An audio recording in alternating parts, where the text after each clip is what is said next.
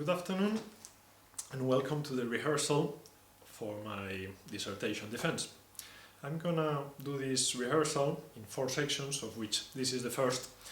In this first section I'm going to talk about what is the desiderative reason and what's the dominant reason, because of the title of the idea I want to defend and to explain and to share with you is called Elements for a Critique of Desiderative Reason. So I will start with a brief introduction telling you what's this, what I mean by a desiderative reason and what's a dominant reason in general. In the second installment of the series, we will talk about one of the fathers, one of the biggest contributors, one of the key figures for configuring this particular kind of reason, which is the Scottish philosopher David Hume.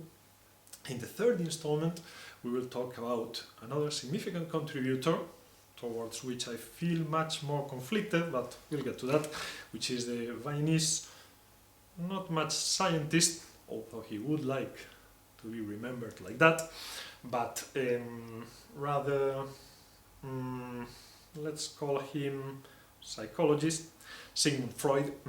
And in the fourth installment, we will have a historic look about how this particular type of reason came to be. So we will understand better what its features are, and that's where the core of the critique will reside. The main elements for critiquing the dominant reason of our time will be based on its historical origins. So first of all, what I want to give you a grasp of is what's this thing I'm talking about, what's the dominant reason of an age. Because my thesis is that there is indeed a group of common features that determine how people reason, how people explain to each other and justify to each other what is it that they do. We know that the humans, to flourish, to prosper, to attain a minimum, a modicum of well-being, require to operate in groups. We are feeble beings, nature may overpower us easily, but if we can collaborate, if we can do things in groups, life goes much better for us. And to set those groups successfully, we need a couple of things. We need, first of all, to have a common language, to have a common vocabulary, rules of syntax, morphology. Once we have that, however, for a minimally complex group, we also need to share some assumptions, indeed, of what constitutes a reason that enables us to, again, justify to the rest of the members of the group why it is that we are acting in some way that enables us to persuade them to join us, or at least to respect whatever it is that we are doing. And that set of assumptions have to be widely shared. Each individual within a group may have slightly different ideas of what constitutes a valid, respectable, solid, yieldable to reason, but the common features of what is a reason itself have to be shared. And that framework for thinking, for understanding, for sharing reasons is what I call dominant reason. So it's a social construct that is widely shared by a group that does not need to be entirely monolithical, but has to be homogeneous enough to coordinate the actions of that group and to enable the members of that group to act jointly and to create what we call a society, even prior to a civilization, a culture, however you want to call it. I'll give a couple of cartoonish, if you want, examples of the kind of assumptions that need to be in place for that collective reason to work. So let's imagine, for example, the 2 examples I'm going to give is why do I blow my nose and why do I pick a scrap of paper from the floor. So let's think that we ask a Roman citizen of the 2nd century of our era why it is he blew his nose.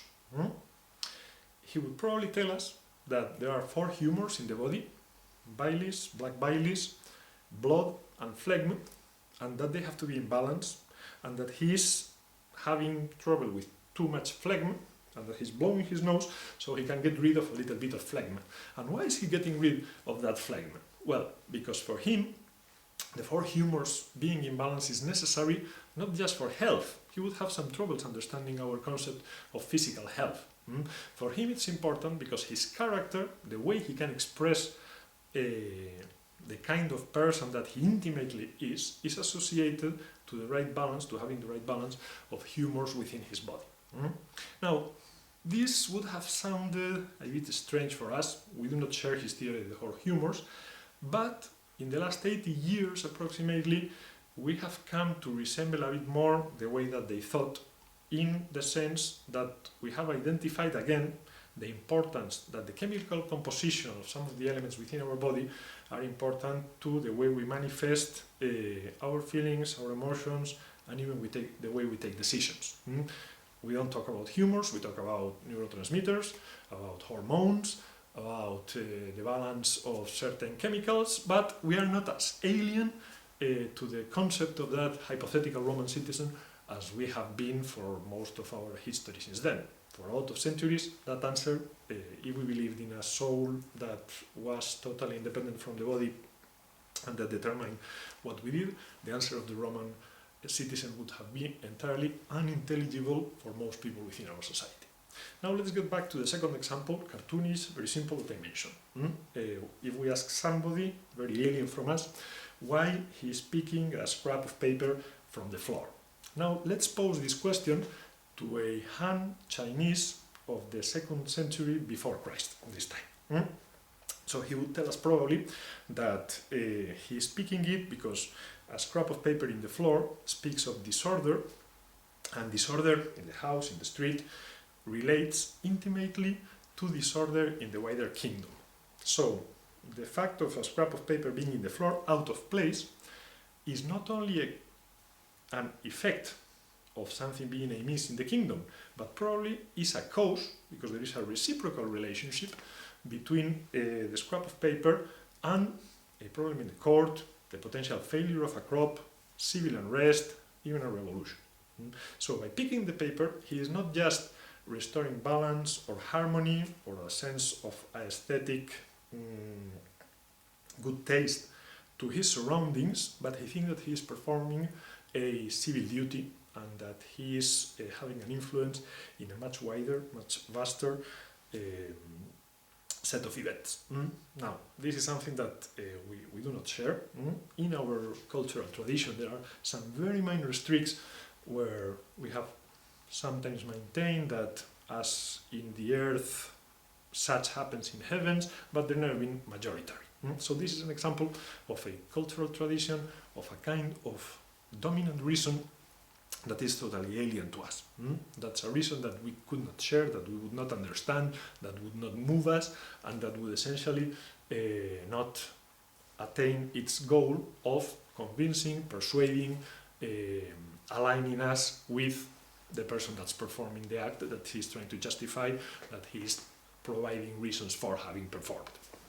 So those are the kind of things that I have in mind when I talk about dominant reason. Now, dominant reason, as you may imagine, is an enormous, a gigantic web, many times of implicit, widely recognized, but not necessarily equally shared amount of beliefs, of ideas, of ideological constructs, of narratives. They receive all these kind of names.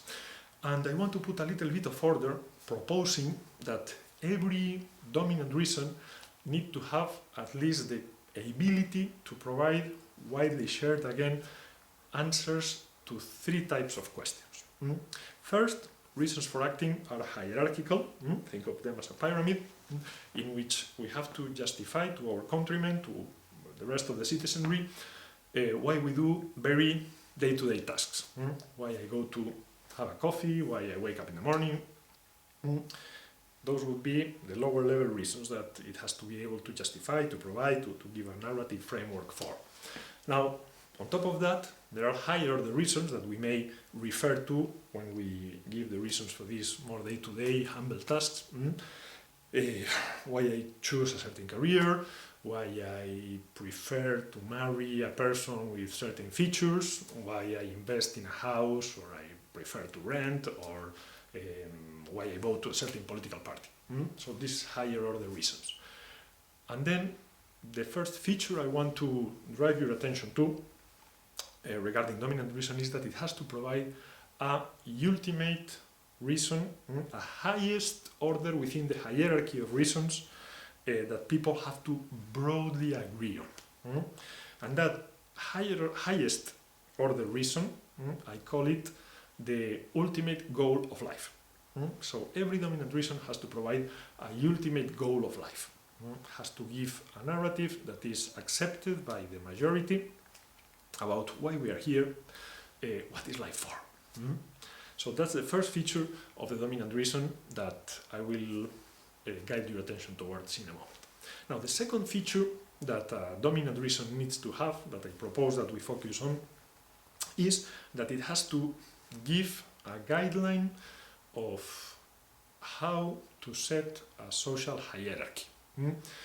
The social hierarchy is, I would say, unfortunate, because I have egalitarian tendencies, but it's an unfortunate but undeniable feature of human beings entering in relationships. We are a particular kind of primate. There can be discussion about how much we are influenced by that origin of ours, but being a kind of primate, we devote an enormous amount of our time in figuring out where we stand in relationship with every single other member of the species we interact with. Our societies are naturally, spontaneously hierarchical, and the coordination of big groups requires that we have commonly agreed standards for deciding who is more honorable, more respectable, who is going to yield more influence, who are we going to defer to. So, sad fact of life is that human societies are hierarchical, and the second feature that I want to highlight of dominant reasons is that it has to be able to provide a commonly agreed way of deciding what's the criteria for being higher or lower in the hierarchy. And then a third and last feature that I want to focus your attention on regarding dominant reason is that not only it has to provide this criteria for interpersonal interactions, but it has to provide some guideline for intrapersonal conflict. So the need for a hierarchy that I've talked about derives from the fact that the easiest, more efficient way of having people collaborate and to have them coordinate their actions is to assign a criteria for who should order and who should obey. But the only kind of conflict that we experience as humans is not between different people, but also within ourselves. We have conflicting tendencies, conflicting drives, conflicting ideas many times, and a dominant reason also helps us, provides us with some guideline to what kind of drives should have precedence within ourselves, within each one. So it has to give first an overall definition of what's the goal of life that people agree with. It has to provide a guideline on how people should determine who is above who in the social order, and then it has to provide each individual person with some guidelines on how to solve his own internal conflicts. And this third part, I normally call it what desires are socially sanctioned, because the terminology that has become commonplace for what moves us to act is what we desire to do. So every dominant reason needs to tell us something about what is legitimate to desire. Has to give us some guidelines about what desires is okay to pursue, what desires we can present to the rest of the people to explain why it is that we act in a certain way. So those three elements are constitutive, are the features I'm going to develop in this thesis of this dominant reason. And then what I say is that the dominant reason of our times, I call it desiderative reason, from desire. It's a reason indeed where desires, this last element, has become very, very dominant. Now, how each one of the three features that I've signaled have taken shape in our particular culture, in our particular time, and are thus constitutive of this that I call desiderative reason. First, what's the ultimate goal of life for desiderative reason? Well, for desiderative reason, the ultimate goal of life is to satisfy desires.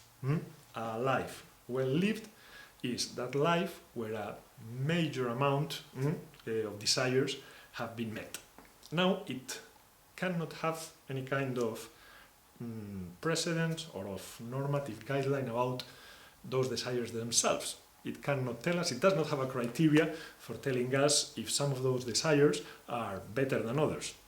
Desiderative reason is necessarily mute about the comparative quality of the different desires. Just having desires is good, satisfying them is the ultimate goal of life.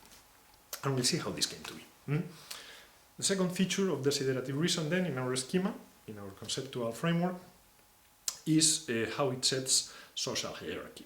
And desiderative reason tells us, almost as a commandment, that the position in the social hierarchy is determined by the amount of money that one has. This amount of money is what Marx called capital. We will see that it was him indeed who better formulated this peculiar feature. But in our society, in our age and time, what determines how respectable you are and who is to be paid attention to is how much money he or she has. So the way of determining the position in the social hierarchy for a society in which the dominant reason is desiderative reason is the amount of money or the capital that one commands. And lastly, and this is where desiderative reason has shown its biggest innovation, I would dare to say, regarding desires, desiderative reason tells us that really there is only one desire. That there is one overpowering, overarching, single, understandable desire, and that every desire that we have, the desire for sex with a nice and young person, either of the opposite or of the same sex, the desire for good food, the desire for shelter, the desire for certain kind of clothes. What desiderative reason tells us is that all those desires are but manifestations of one single desire.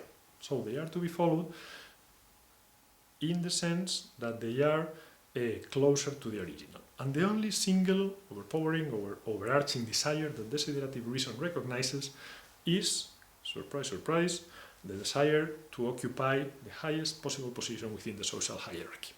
So you do want good food because it's a potent symbol of status that you can broadcast to your countrymen. You want to sleep with a nice girl, whatever your sex, because again, having nice partners is a powerful symbol of status.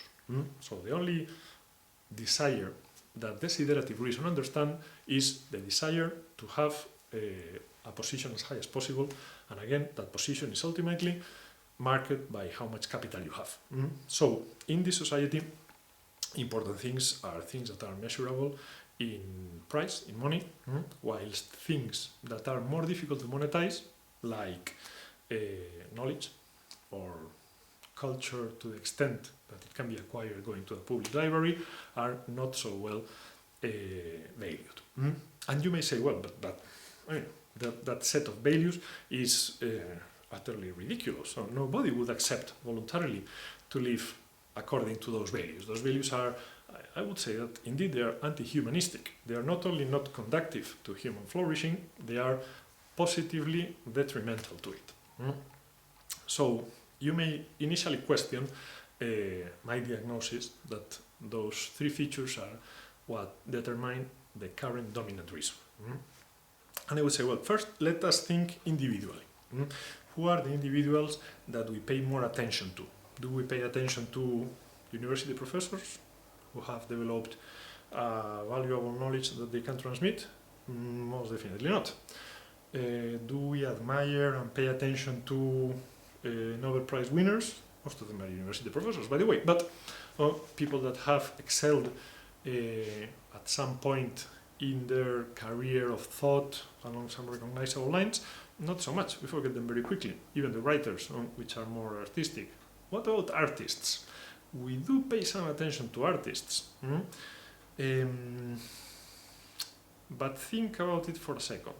Do we pay attention to artists like in the Romantic era, in the Romantic period, because we think there is something transcendental, distinctly valuable in their work, or do we pay attention mostly to those artists that show themselves more capable of earning tons of money? Go through the list of the artists that come to your head: actors, performers, singers, some painters. Damien Hirst is probably the one that is making more money, Jeff Koons. And there doesn't seem to be a very close relationship between being true to their calling and having a very consistent path, pursuing a certain view of what they can express. All of them tend to go with the market, and they are mostly revered because they make lots of money. And then we admire and we pay a lot of attention to famous politicians, businessmen. Steve Jobs, Elon Musk come to mind, Donald Trump, because we think that making a lot of money is in and by itself something admirable, or something at least that justify giving a sort of precedence and devoting our attention to those that show a distinct capability to do so. So I think that at the individual level, I'm well satisfied that it's demonstrably true that we tend to give these precedents according to the lines that are dictated by desiderative reason. Even let's compare societies. What's the most admired, I would say the most respected society today? Doubtlessly it's the United States of America. One of the richest, not individually the richest, but one of the richest societies in the world. Per capita especially, they are very rich. Not the richest again, but very rich. Now, is this a society that we admire, that we pay attention to because they're very healthy? No, their health is crap. Their life expectancy at any age range is bad. Their infant mortality is bad, is in the middle of the pack. So they are not especially healthy. They are not especially happy. By self-reported happiness, they are also 18, 17 in the world. So there are a number of developed countries that are in front of them. They are not especially fair, because according to the Gini index, they are like 40-something in the world. So it's a quite unequal society, and also the intergenerational mobility is pretty low. They think that they always tell you the Horatio Elder histories of people going from rags to riches. That's much more infrequent in the USA than in Germany, than in France, than in, of course, Denmark or any Scandinavian country. So they are not just, they are not healthy, they are not happy. Why is it then that we admire them? They are so extraordinarily influential. Well, first of all, because they have a huge military. And this gives us the final clue that we needed to explain why is it that certain dominant reasons spread and grow stronger and are adopted by other societies, while other dominant reasons wilt away and disappear. And that explanation is that the dominant reason is one of the main explanations for how capable a society is collectively to build material goods. And it happens that building material goods at an aggregate level is extraordinarily important for survival. This is something that I found initially in none other than Adam Smith in The Wealth of Nations. He already talked about how being richer would allow a country to have a better army, to fight better wars. And we see that the country with a better gross national product ends up always being close to the top positions regarding dominance. The Dutch did it initially, then the Brits did it, then the USA did it, and so far nobody has been able to displace the US of A from the top of the hierarchy between nations. And what I'm going to defend in the next sessions, we are coming to the end of this one, don't get impatient, is that what explains the emergence and the consolidation of the dominant reason is indeed the ability to produce material goods that translate into military might. And the final explanation really is a Darwinian one. we are in a finite planet where there are finite resources, and the nations compete for those resources. The first resource, of course, is land, but then it's access, preferential access to markets, to raw matter, raw materials, to even consumers, airtime, ability to project ideas. And the society most capable of producing material goods is the one that ends up taking most of those finite resources and ends up growing and ends up displacing the other. Now, I'll also contend that that dynamic has also reached its natural end, because now there's only one society. We are, for the first time, I would say that with the collapse of the communist bloc in 1989, we are for the first time in human history witnessing a single social system in the whole planet, no alternatives. There's only one dominant reason for the 7 billion human beings that now are on Earth, and that particular dominant reason is a reason that developed and came to be because of its ability to produce more material goods than their competitors. And it's a reason, and this is what I will argue in the next session, that is very good for the whole of society, if you measure it by its ability to produce material goods and then deploy huge armies and more boots on the ground and more advanced technology. But it's a reason that ends up being very detrimental for the individual. Nobody, given the option, would accept to live according to those 3 commandments. Remember that the 3 commandments are: first, the end of life is satisfy desires; second, your position in the hierarchy comes determined by how much capital you have; and third, you can only have one desire, which is to climb higher in the hierarchy. So those 3 commandments that society instills in us since we are very, very small, since we are born, and that it has become very successful in instilling and in transmitting, are hideous. When there is only one society, there is no more competition, they are self-destructive. We are running against the natural limits of our planet, and we don't have a clear way of thinking how to get out of our current predicament, precisely because of the dominant reason that we submit to. We don't have a universalistic criteria for deciding how to better allocate the resources, because all of us are compelled to struggle as hard as we can to progress in that social hierarchy in a zero-sum game that in the end is very detrimental for all. But it was not chosen by design by any enlightened despot or by any cabal of conspirators that design like this. It's a design without a designer that came out of a competition that is no longer taking place. So in the 4th section, in the 4th installment of this series, I will devote a bit more time at thinking about alternatives to this particular reason. But I want to close right now, thanking all of you for your attention and just giving in very broad strokes a reminder of what we talked about.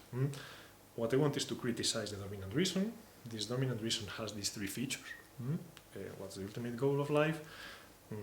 How the position in the social hierarchy is determined, and what desires are socially sanctioned.